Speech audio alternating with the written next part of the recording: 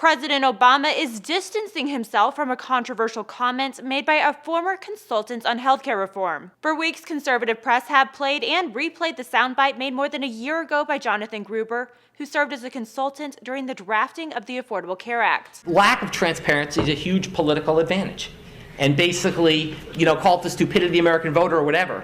But basically, that was really, really critical to getting the thing to pass. And backlash like this followed. Have one of the critical architects of the entire law saying it outright on camera that they had to deceive people because they were too stupid. But during a news conference in Australia Saturday, the president tried to put the comment in perspective. Obama said, "The fact that an advisor who was never on our staff expressed an opinion that I completely disagree with in terms of the voters is not a reflection on the actual process that was run." While it's true that Gruber was technically never a part of Obama's staff, Politico pointed to the White House records showing the consultant visited the White House a dozen times between 2009 and this year. The comment has given major ammunition to pundits claiming the Obama administration intentionally misled the public on its healthcare law. Then again, there's been a lot of that on both sides. Whereas Republicans respected the voters' intelligence by telling them the death panels would grind up your grandma to make glue. Gruber did show remorse on MSNBC after the video had taken off.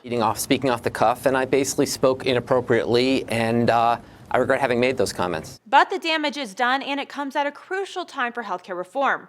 Earlier this month, the U.S. Supreme Court announced it would hear a new challenge to the Affordable Care Act. The challenge questions whether subsidies should be available to all Americans who qualify for insurance established by the state. The Washington Post called it the most serious challenge to the Affordable Care Act since the justices found it constitutional more than 2 years ago. The Affordable Care Act began open enrollment for 2015 on Saturday, taking 23,000 completed applications for insurance in its first 8 hours. For Newsy, I'm Madison Berg.